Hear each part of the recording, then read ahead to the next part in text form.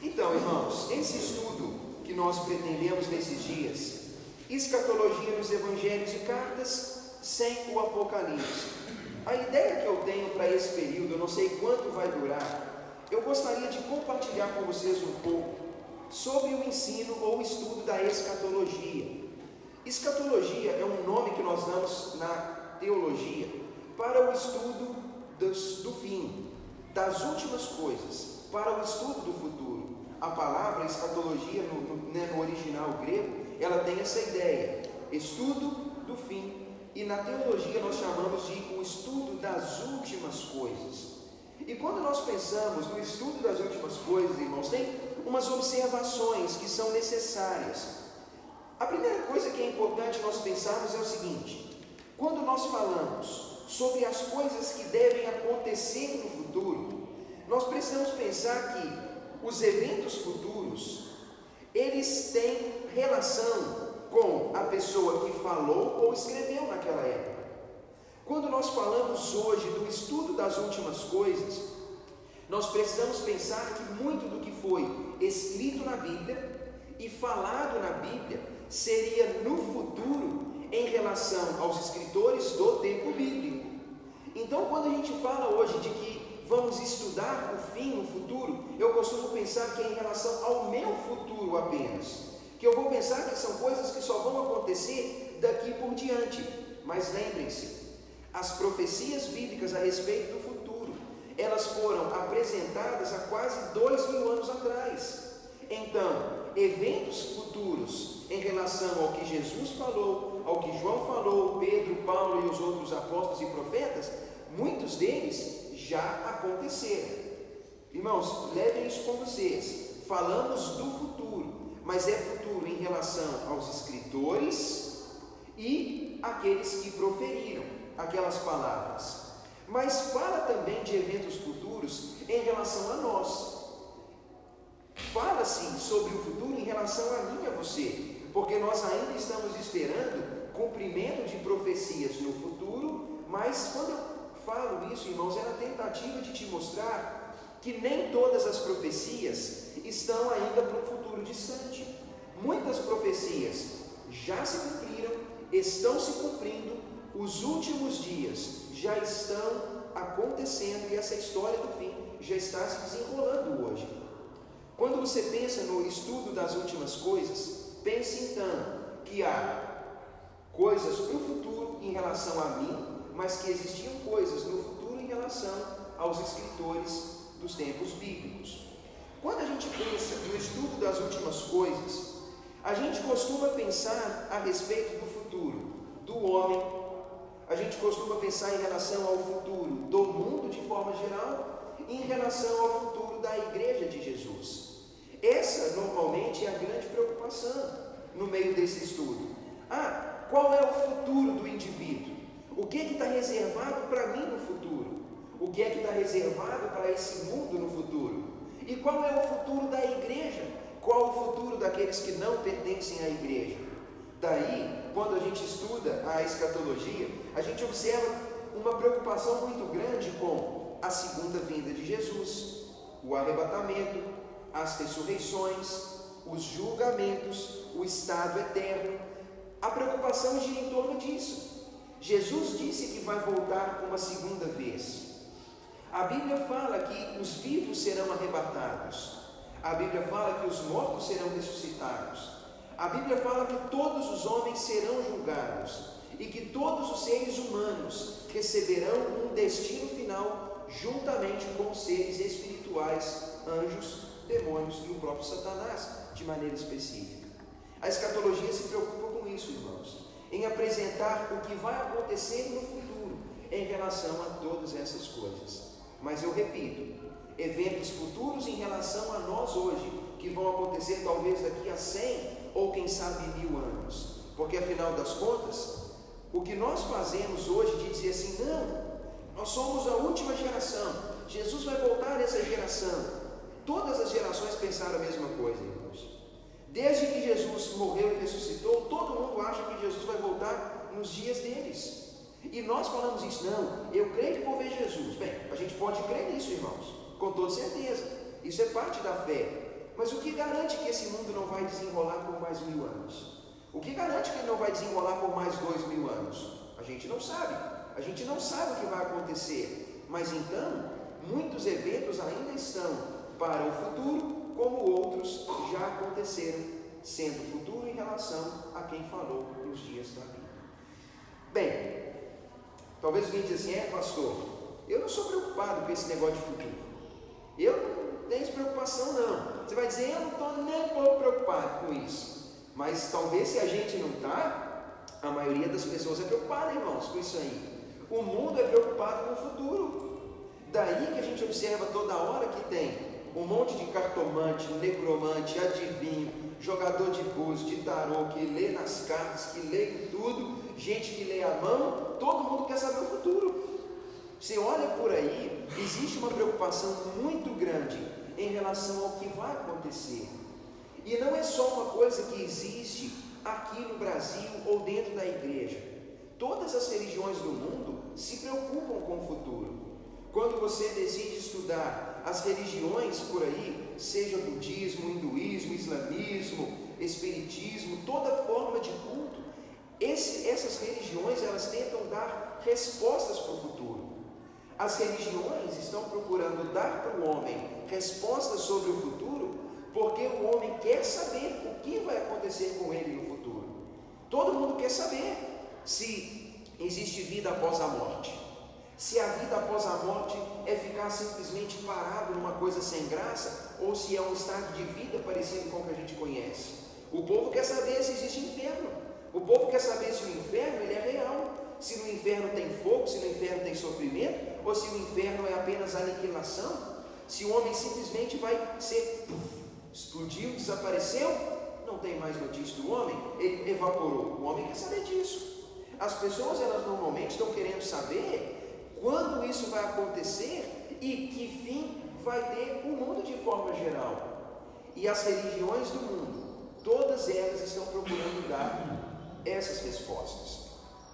Mas eu quero dizer uma coisa, irmãos. Se existe uma preocupação hoje nas religiões de falar para o homem sobre as perguntas do futuro, existe também hoje uma tentativa muito grande do mundo de colocar a atenção do homem no aqui e no agora. Essa é uma preocupação que eu tenho. Se existe hoje nas religiões um esforço para falar do futuro, existe uma preocupação do mundo em colocar nossa atenção no aqui e no agora. E quando eu falo mundo, irmãos, o povo costuma pensar assim, nossa, esses crentes é tudo doido. Crente vive no mundo. Você vive onde, crente? Você vive no mundo ou em outro? Você vive onde? Você vive no mundo também. Só que quando a gente vai para a igreja e ouve a palavra mundo, irmãos, a gente não está falando da terra que a gente vive. A gente não está falando do planeta Terra olhando para o universo assim, não. Quando fala mundo, a gente está falando sobre esse sistema que governa essa coisa aqui, que é contrário a Deus. É o sistema que governa o funcionamento do mundo. Quando a gente fala sobre mundo, então, a gente está falando sobre os valores, sobre as influências, sobre o modo como esse mundo vive e acontece. E não se enganem, irmãos, o que a gente vê com os olhos não é tudo que existe.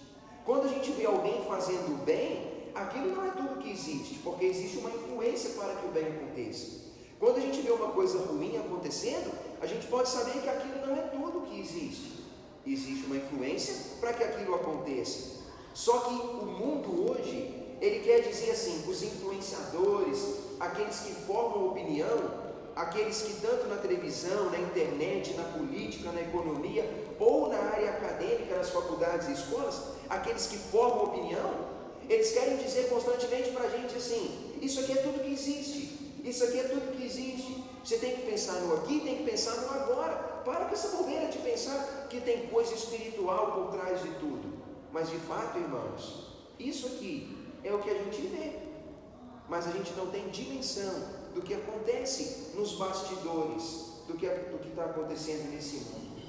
E eu creio que a gente, quando olha para esse mundo aqui, a gente tem que encorajar as pessoas a não cederem para essa influência. Os lemas que as novelas e os filmes estão colocando na cabeça das pessoas é Você tem que viver aqui, pensar aqui, porque tudo que você tem é isso aqui é o que importa. Mas quando, irmãos, a gente pensa que essa vida passa rápido, quando a pessoa, pela idade avançada, vê que a morte, o fim dessa vida se aproxima, ela começa a pensar que existe mais. Quando o homem fica doente, ele começa a pensar que existe mais. Quando ele vê a manifestação do sobrenatural, ele vê que existe mais. Quando ele vê uma possessão demoníaca, ele fala nada. Isso aí é um episódio de doença mental. Mas quando ele vê uma pessoa magrinha, pequena, pegar um banco desse aqui e jogar ele lá naquela porta, ele fala, bem, não existe explicação médica para isso. Quando a pessoa vê alguém que está no fogo, que quebra correntes, ela fica admirada. Ou quando vê na vida do crente a manifestação do sobrenatural de Deus operando um milagre, a pessoa fala, tem coisa a mais. E, irmãos, a gente tem que admitir que isso existe. Porque hoje, o que os formadores de opinião estão criando? É que a gente tem que pensar aqui. Eles querem colocar a gente dentro de uma caixinha. A caixinha é esse mundo, preocupado com o dinheiro, com o meu bem-estar e com o meu prazer. O mundo gira em torno disso. O meu prazer, o meu bem-estar e a minha vida. E aí a gente vive nisso, achando que isso é tudo que tem. Mas, irmãos, existe mais do que isso. Existe mais do que aquilo que a gente vê. E nós precisamos admitir que o estudo da escatologia, ele faz a gente pensar que a gente não está numa caixa, que a gente não está numa redoma de vidro e que isso aqui é tudo que existe, eu só tenho que pensar nisso. Não, existe mais. E eu quero, irmãos, mostrar para vocês que olhar para o fim, olhar para o futuro, tem um grande benefício para a nossa vida. Quando eu leio Salomão falando, acho que capítulo 7 de Eclesiastes, versículo 2, vamos abrir nossa Bíblia lá, irmãos? Vamos lá. Eu estou tentando mostrar para vocês o porquê desse estudo, tá? Hoje, então, uma introdução desse estudo do fim. Abra sua Bíblia em Eclesiastes, capítulo 7. E nós vamos ler o versículo 1 e 2.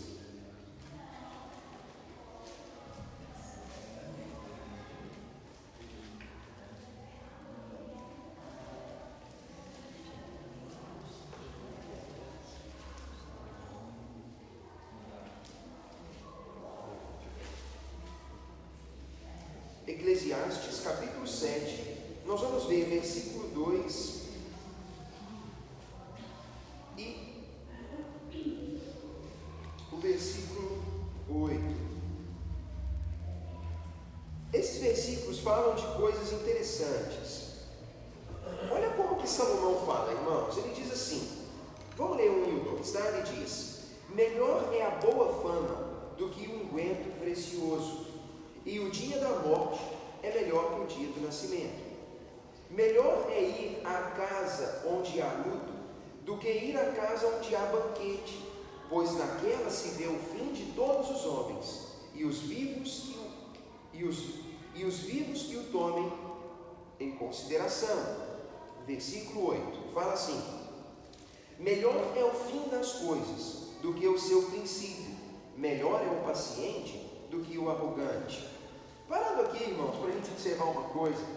Salomão, há muitos anos atrás, Salomão foi rei aproximadamente 900 anos antes de Jesus. Então, falando de Salomão em relação a nós hoje, ele viveu aproximadamente 2.900 anos atrás.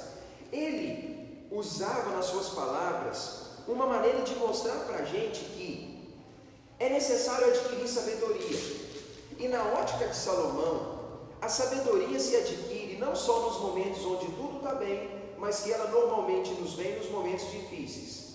Aí tem muita gente que fala assim, não pastor, mas Salomão ele estava doido. O povo fala assim, não pastor, lembra que ele tinha desagradado a Deus, que ele tomou 1000 mulheres e que ele andou longe de Deus porque ele se tornou idólatra, então ele andou nos caminhos errados.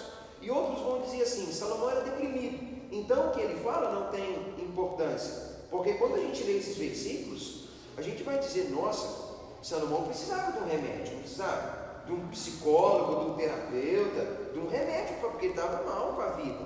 Só que não. Salomão foi um homem que soube viver tanto as coisas da vida, como também ele soube pensar nas coisas ruins da vida. Ele pensou nas boas e nas ruins. E quando ele fala no capítulo 7, ele está querendo dizer para nós que o homem que busca a sabedoria, ele precisa extrair a sabedoria não só nas alegrias da vida, mas precisa olhar para as coisas ruins da vida.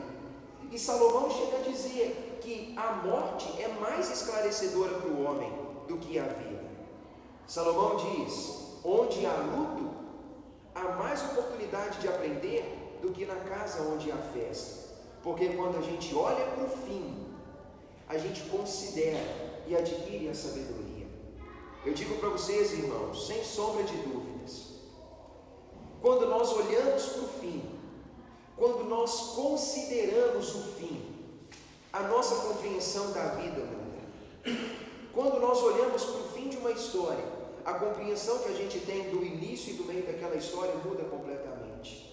Salomão fala que quando a gente vai na casa onde há luto, é melhor, porque ele fala que ali nós consideramos o fim de todos os homens, e ele diz: vocês que estão vivos, tomem isso em consideração. Ele está dizendo: pensa, analisa, reflete, coloca em perspectiva a sua maneira de viver. Use o luto para pensar nas coisas que realmente importam. Eu creio que o estudo das últimas coisas é importante, porque ele nos traz sabedoria.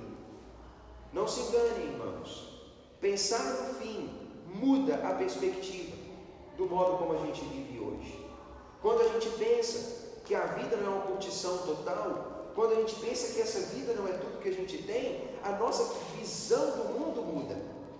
Quando a gente conversa com uma pessoa mais vivida e experiente, ela mostra para nós que a maneira como a gente encara a vida é quase sempre errada. Obviamente vocês perceberam isso. Conversa com uma pessoa mais idosa, ela vai te dizer: eu vivi igual você, corri atrás de coisa que não tinha sentido. Hoje, depois dos anos e de ter passado por tudo isso, eu vejo que nada disso importava. Só que aí é o problema, irmãos. Nós, enquanto vivemos aqui, a gente não está preocupado com isso. A gente não quer ir em velório, a gente não quer lidar com morte, a gente não quer lidar com doença, a gente não quer saber do fim. Porque a gente é influenciado o tempo todo para pensar no aqui e no agora, como se a nossa vida fosse durar para sempre. Como se a nossa vida fosse durar para sempre. Aí, a gente vê hoje que a maioria das pessoas vive como se fosse jovem para sempre. É uma coisa absurda. A mente pode ser jovem, o espírito pode ser jovem, mas, irmãos, do mesmo jeito que uma criança não pode ser adulto, uma pessoa adulta idosa não pode ser um adolescente. É ignorância, não é ignorância? Só que a gente percebe isso hoje. Você liga a televisão, tem uma menino de 11, 12 anos agindo como super maduro. Sempre que eu falo isso, eu me lembro, a Samira fica indignada quando liga a televisão, a internet, e vê umas menininhas lá que fez filme de criança. Larissa Manoela, eu não sei quem que é bem, mas eu vejo uma menina lá que fez filmezinho de criança, fez Carrossel outro dia no SBT. Não sei nem o que é isso, para ser sincero, né? Mas a menina, 11, 12 anos, você vê a menina agir, você fala, essa menina tem 20, 30 anos, o estilo de vestir, o estilo de falar, as opiniões que ela coloca, você fala, nossa, madura, fala de sexo, fala da vida sexual, fala disso, daquilo, como se, você fala, meu pai, essa menina sabe mais coisa que a gente, tem 11, 12, 15 anos. Aí você pensa, bem, é uma criança fingindo que é adulto. Não é, irmãos, é incoerente. Ela não é adulto. É a mesma coisa estranha de quando a gente vê uma pessoa de 80, especialmente na mudança da terceira idade, vai para a academia, quer andar igual menina de 15, o rapaz quer andar, camiseta, fortão e tal.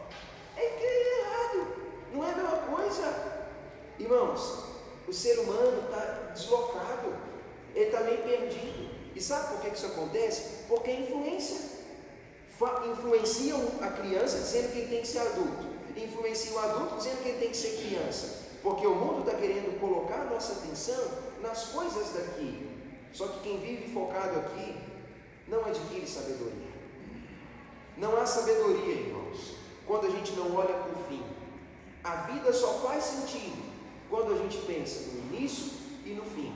Da mesma forma que um livro só faz sentido quando você lê do princípio ao fim. Do mesmo jeito que um filme só faz sentido quando você vê do princípio ao fim. A sabedoria vem quando a gente pensa que tudo tem um começo e quando tudo tem um final. Por isso Salomão fala: olhar para o fim traz sabedoria. E eu creio, irmãos, que nós estamos precisando ser mais sábios com respeito à vida. A Bíblia diz em Tiago capítulo 1 que a sabedoria vem de Deus, mas a experiência ela vem da observação. Quando nós observamos as coisas da vida, a gente adquire experiência e a gente começa a ver tudo de forma diferente. Esse é o primeiro propósito, de observar o fim. Estudar o fim traz sabedoria. Um propósito para esse estudo. Mas eu tenho um segundo propósito, irmãos. O segundo propósito é mostrar que a expectativa do fim, ela estimula o viver correto.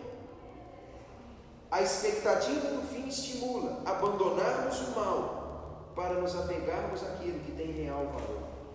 Vamos abrir nossa Bíblia? Em Romanos capítulo 13, para a gente observar isso. Romanos capítulo 13.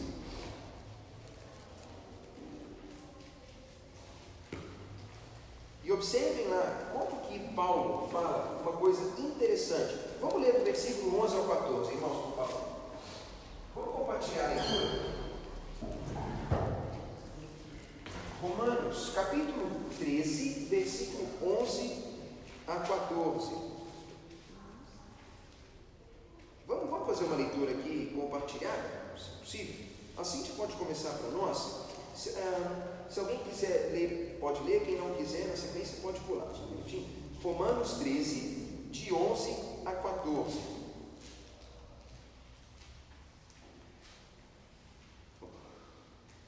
E digo isto a vós outros, que conheceis o tempo, já é hora de vos despertardes do sono, porque a nossa salvação está agora mais perto do que quando no princípio cremos.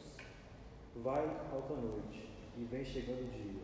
Deixemos, pois, as obras das trevas e revistamos-nos das armas da luz. Andemos dignamente em pleno dia, não em orgia e bebedice, não em imundícies, dissolução, não em contendas e ciúmes. Mas revestivos do Senhor Jesus Cristo e nada disponhais para a carne, no tocante às suas concupiscências. Olha como é interessante, irmãos, o que Paulo fala.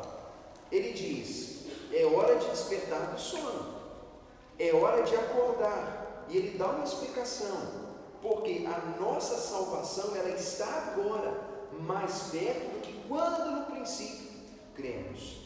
Pense nisso, irmãos. Quando Paulo escreveu essa carta aos Romanos, ele escreveu ela no ano 56 aproximadamente, 56 ou 57. Ele escreveu essa carta 25 anos depois da morte de Jesus. E apenas 25 anos após a morte de Jesus, Paulo já estava dizendo que a volta de Jesus estava próxima. Imagine, irmãos, nós aqui hoje, 1930 anos aproximadamente depois desse episódio. Será que nossa salvação não está mais perto hoje do que era mais perto naquele tempo? Paulo diz: o dia está próximo. A nossa salvação, quando fala nossa salvação, fala do resgate final. Salvos os crentes de ação, mas a nossa salvação ela ainda não é completa, irmãos, porque nós somos salvos da perspectiva de posição em relação a Deus, mas nós ainda não habitamos a glória prometida.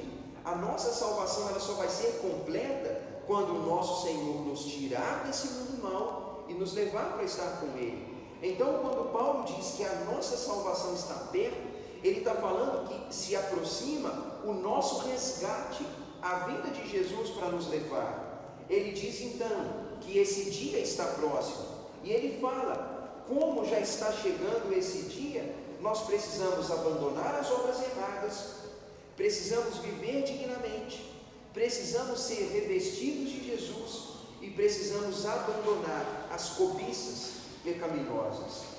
Resumidamente, o que Paulo está dizendo é: olhe para o fim e viva de forma digna.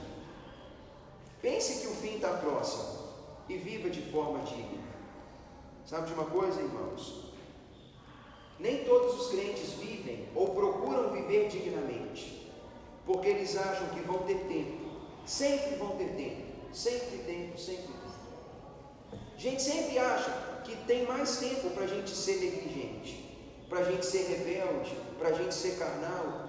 Há muitas pessoas que vão em igrejas, ouvem a mensagem, ficam amedrontados com ela, mas dizem: eu vou viver um pouco mais, eu vou curtir um pouco mais, um dia eu ainda volto, e tomo uma decisão em relação a isso.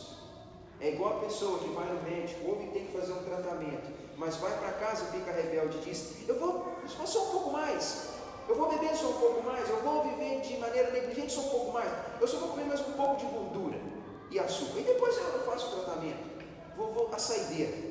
O povo está sempre nessa, achando que sempre dá, Mas irmãos, olhar para o fim faz a gente pensar de maneira diferente. Quando a gente pensa que o fim de alguma coisa está se aproximando, isso faz a gente pensar que tem que viver de forma coerente. Um alerta para a saúde exige coerência. Um alerta para os estudos exige coerência da pessoa que está estudando. Um alerta, irmãos, da palavra estimula a vida coerente. Quando Paulo fala, a nossa salvação está próxima, ele está querendo dizer: vivam de maneira coerente e digna. Abandona o pecado, se apropria do que é certo, viva preparado, porque a noite está terminando e o dia vem. É como se Paulo estivesse dizendo assim: nós estamos vivendo de noite, mas a volta de Jesus, que é como o nascer do sol, está se aproximando. A noite, irmãos, não dura para sempre, da mesma forma que esse mundo não durará para sempre como conhecemos. O sol se aproxima e a gente precisa viver de forma digna. Pensar no retorno de Jesus traz um estilo de vida coerente. Salomão diz que pensar no fim traz sabedoria. Paulo diz para nós que pensar no fim traz a certeza de que a gente tem que viver de forma correta. Mas eu quero te mostrar um terceiro propósito. Vá mais para o fim da sua Bíblia, em 1 João, capítulo 3, para nós lermos versículos 1, 2 e 3.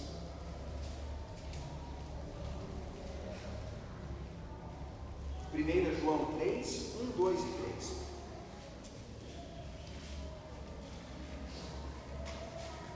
Vou te mostrar mais dois propósitos para pensarmos no fim. 1 João 3, 1, 2 e 3.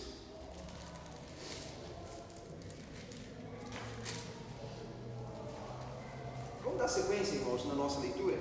1 João 3, 1, 2 e 3. Vamos lá, vamos continuar?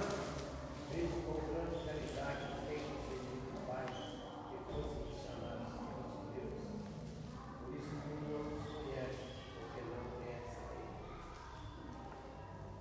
Versículo 2. Amados, agora somos filhos de Deus, e ainda não se manifestou o que haveremos de ser. Sabemos que quando Ele se manifestar, seremos semelhantes a Ele, porque haveremos de ver como Ele é. E assim mesmo se purifica tudo que nele tem esta esperança, assim como ele tem. Observem, irmãos, o estudo da escatologia estimula a sabedoria, o viver correto, mas estimula também a purificação. Quando nós olhamos para o futuro, a expectativa do futuro nos inspira a purificação. João disse que grande amor Deus manifestou a nós, a ponto de sermos chamados filhos de Deus. E ele fala: e de fato somos filhos de Deus. Tenta imaginar isso. Tenta imaginar que honra. Eu, você, pessoas comuns, com nada especial perante Deus. Perante os homens a gente pode até ter, mas perante Deus não. Olha que grande amor foi manifesto em nossa vida. Deus dizer: você é meu filho. Mas João diz: somos filhos de Deus, mas ainda não experimentamos tudo o que isso significa. Ainda não experimentamos tudo o que envolve a nossa filiação a Deus. Mas ele fala: quando Jesus se manifestar, nós vamos entender plenamente o que é, porque nós seremos semelhantes a Jesus. E João diz no versículo 3: todo aquele que tem essa expectativa se purifica. Vive num processo de purificação, porque a expectativa do futuro, irmãos, inspira o aperfeiçoamento e a purificação. Quando nós imaginamos que Jesus vem, quando nós imaginamos que Ele vem para nos buscar, isso deve inspirar a purificação da nossa vida, o aperfeiçoamento. Não é moralismo, irmãos. Não é tentar colocar todo o crente de cabelo comprido, saia, ficar cabeludo, usar roupa de crente, terno e gravata, não passar batom, não usar maquiagem, não poder usar uma roupa de direito. Não é isso. Não é tentar mudar o exterior da pessoa, mas é tentar mudar a pessoa ser mudada nos seus valores. É isso que é purificação. Não é, em primeira análise, a modificação dos hábitos. É, em primeira análise, a modificação dos valores. Porque quando os valores mudam, hábitos mudam. E a pessoa é purificada nesse processo de expectativa, porque o simples fato de pensar que o Senhor dela vem, isso faz a gente fazer nosso máximo. Vamos ser sinceros, se não aconteceu isso com muitas mulheres e homens na época do namoro, no princípio do casamento, na época lá de tentar conquistar o amado. Bota uma roupa bacana, passa um perfume, faz a unha, arruma o cabelo. A moça fica maravilhosa na expectativa do marido, do namorado chegar para poder dar o checkmate dela, né? Fala, hoje eu amava esse homem comigo. Vou estar tão bonito que esse cara, quando chegar aqui, vai cair para trás. O homem é a mesma coisa. A gente quer estar preparado, a gente quer estar em condição para receber a pessoa que a gente ama. Com Deus não é diferente, irmãos. É diferente porque tem que ser mais. A expectativa do retorno do meu Senhor, que a Bíblia diz que é ao mesmo tempo o meu marido, porque como igreja eu sou noiva de Jesus, deve fazer isso. Deve me inspirar a estar preparado, a estar santificado para encontrar com Ele. Só que a igreja hoje, ela não pensa nisso. Provavelmente, Jesus não vai encontrar uma noiva preparada, santificada. A igreja de Jesus a teórica igreja de Jesus vive como uma meretriz, né? Se curva a todos os ídolos, ela adultera e se prostitui na sua infidelidade a Deus. E é assim que ela espera encontrar Jesus. Só que Jesus não quer encontrar a sua igreja assim. Depois, faça uma leitura de Colossenses 1. Vocês vão ver que Paulo fala lá, é muito claro. Dei para vocês até aqui 3 propósitos para o estudo da escatologia: sabedoria, vida coerente, purificação, mas quero te mostrar um último argumento para esse estudo. E eu quero convidar para você abrir sua Bíblia em 2 Coríntios, capítulo 4. 2 Coríntios, capítulo 4, nós vamos ler versículos 16 a 18. 2 Coríntios, capítulo 4, versículo 16 a 18. Quero te mostrar que a expectativa e o conhecimento do fim oferecem alegria e consolo em meio à aflição. Capítulo 4, versículo 16 a 18. Vamos dar continuidade? Por isso, não desfalecemos, mas, ainda que o nosso homem exterior se corrompa, o interior, contudo, se renova de dia em dia. Porque a nossa leve, momentânea tribulação produz para nós eterno peso de glória, acima de toda comparação. Assim fixamos os olhos, não naquilo que se vê, mas no que se não vê. Pois o que se vê é transitório, mas o que se não vê é eterno. Olha como Paulo tem uma compreensão saudável da vida. Eu não estou olhando para aquilo que é transitório. As coisas da vida são transitórias, irmãos. É um fato. Praticamente todos os valores que sugam a maior parte do nosso tempo são transitórios. Não é de longa duração. E tem uma segunda coisa: esses valores transitórios que são de curta duração, eles não são suficientes no momento da tribulação. Não são suficientes no momento da tribulação. Já reparou que quando a gente está doente, quando a gente está mal, quando a gente está aflito, tudo perde o sentido?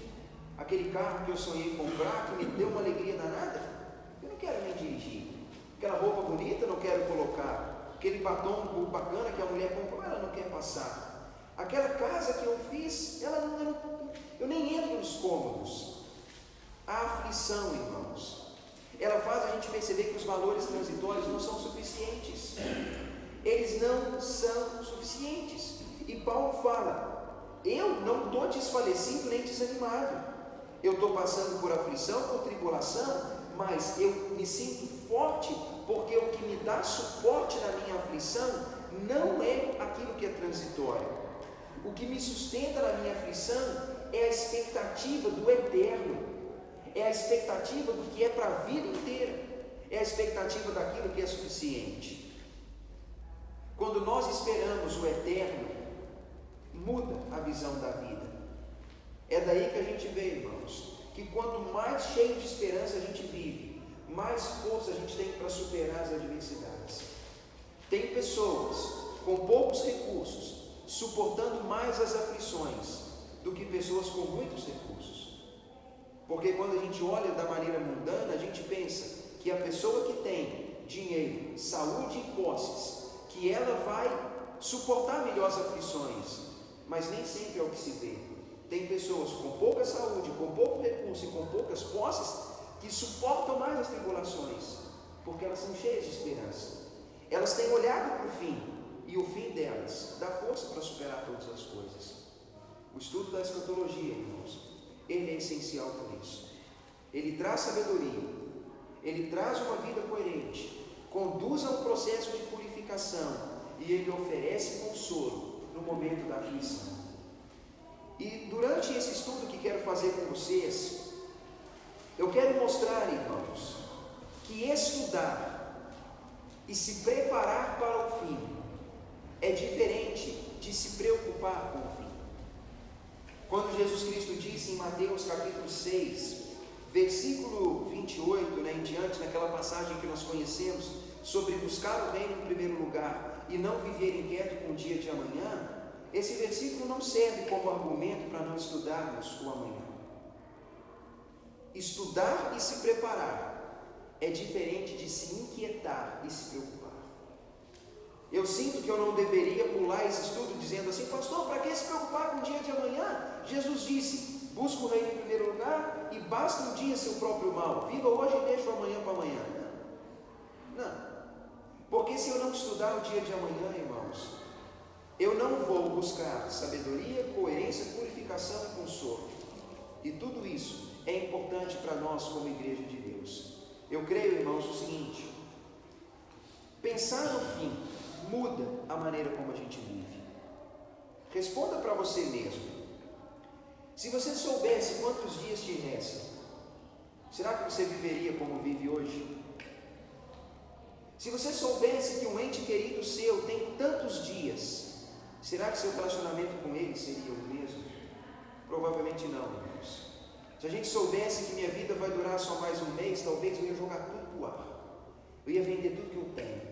Eu ia fazer aquela viagem que eu queria. Eu ia dar aquela curtida que eu queria. Eu ia meter um pé em tudo que é ruim.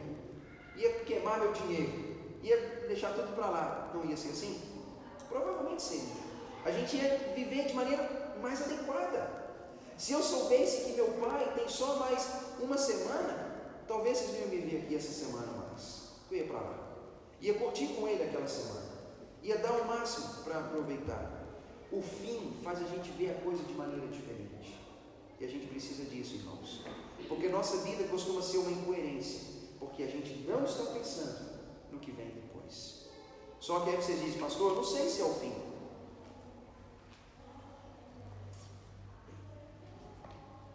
Terminar te falando, te dando uma bomba aqui.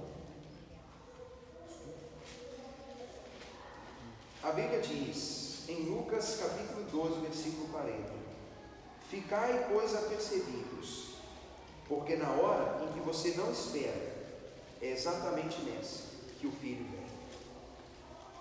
O que o próprio Jesus está dizendo é: fique atento, porque é naquele exato momento que você não espera que o fim desse mundo como você conhece vai acontecer. O mundo, irmãos, não vai acabar da noite para o dia, mas vai chegar um momento em que o mundo como nós o conhecemos vai deixar de existir. Quando Jesus voltar, essa ordem que nós observamos hoje, esse mundo do jeito que é, ele não vai ser mais assim. E sabe o que Jesus disse? Se prepare, porque esse dia vem de maneira inesperada. Esse dia já poderia ter chegado, irmãos. Ele pode chegar logo, e a gente tem que estar preparado para isso. Esse é meu argumento para você, de que esse estudo vale a pena. Se alguém está pensando assim, pastor, será que vale a pena? Eu espero que eu tenha te convencido de que vale a pena. E eu espero que aproveite ao máximo. É o seguinte, eu gostaria de participar para os irmãos aqui, a verdade que nós temos na escola dominical, que eu mais gostaria, e acredito que seja o desejo de toda a igreja, é que todo o cristianismo se envolvesse com a escola dominical. Porque eu vejo bem, na idade que eu estou, a cada estudo que a gente vai fazendo, vai se aprendendo. Cada vez mais vai se acrescentando no nosso currículo alguma coisa de útil para caminhar e para passar para outras pessoas. Quando você começou a sua fala, você colocou duas expressões interessantes, que alguma coisa induz para o bem, uma outra coisa induz para o mal. Naquele mesmo momento, eu fui levado a um conhecimento secular, que fiquei sabendo, não sei por que, de forma boa que eu aprendi essa parte da cultura, que diz que o mundo é composto de dualidades. Sim. Milhares de dualidades. Então, veja bem, você citou mais uma dualidade, das muitas que eu já conheço, costuma ficar fazendo a mesma pesquisa. Então, só para iluminar mais a mente das pessoas. Olha, se o mundo aceita que existe água, fogo, perto, longe, branco, preto, gordo, magro, são dualidades. Então, essa dualidade não se coloca meio termo. Aí, nessa história, então, vamos jogar fora do purgatório. Sim. Salvação e condenação. O purgatório está fora porque não tem meio termo. Mas veja bem, você citou despretensiosamente outra dualidade. Alguma coisa me induz ao bem, outra me induz ao mal. Então, outra dualidade que a gente está vendo. Pastor, se o mundo está composto realmente por milhares e milhares de dualidades, por que então não entender mais uma? Céu e inferno, salvação e condenação, Deus e diabo. Olha as dualidades de comum. Agora, onde que você aprende essas comparações? Onde que você aprende a fazer a leitura bíblica de forma correta? Numa escola dominical. Agora, o que nós vemos, não estou dizendo aqui nos irmãos, o que nós vemos de um modo geral é as famílias muito preocupadas em formar o filho na faculdade do mundo. Meu filho vai ser médico, vai ser engenheiro, vai ser não sei o quê. Mas não estou falando que a família tem que entender que tem que ser teólogo também. Se ele não tiver vocação, isso será um péssimo teólogo. Mas, pelo menos, ele voltar. As famílias voltaram a sua memória, a sua inteligência, para a criança ver por uma escola dominical. Porque é aqui que ele vai formar naquilo que a palavra traz para nós. Porque não adianta falar assim, quando ele crescer, vai ler. Bem, ele poderá ser um papagaio, que poderá demorar a Bíblia não viver nada. Por que eu estou dizendo isso? Porque, na verdade, o livro de Romanos, por exemplo, eu quero uma apostila dessa. Porque é um dos livros que eu acho mais difícil de compreender. E o próprio apóstolo Pedro fala. Paulo escreve algumas coisas difíceis de entender. Sim. Tem esse texto que Pedro fala isso. Sim. Ora, se Pedro, que conviveu praticamente junto, fala que o Paulo é meio compreensível, não pode falar, e a gente vê que ele é muito claro, mas realmente ele fala uma linguagem. Exige mais pesquisa, né? Compreender. E sabe, irmão? E eu penso o seguinte, Adolfo, pode abrir. Esse estudo, irmãos, ele é muito pertinente. Imagina quanto conteúdo a gente perde na escola dominical. Aí você vai para a igreja, vai ouvir falar do Balaão, do Abraão, do Moisés. É estudo que causa um impacto momentâneo, mas que não oferece instrução verdadeira, né? Perde a oportunidade de dar um ensino de maior profundidade. Irmãos, só um detalhe, alunos dos adultos, não deixem de falar com a Neide sobre a apostila, tá? Porque se você não fizer, não falar, ela vai estar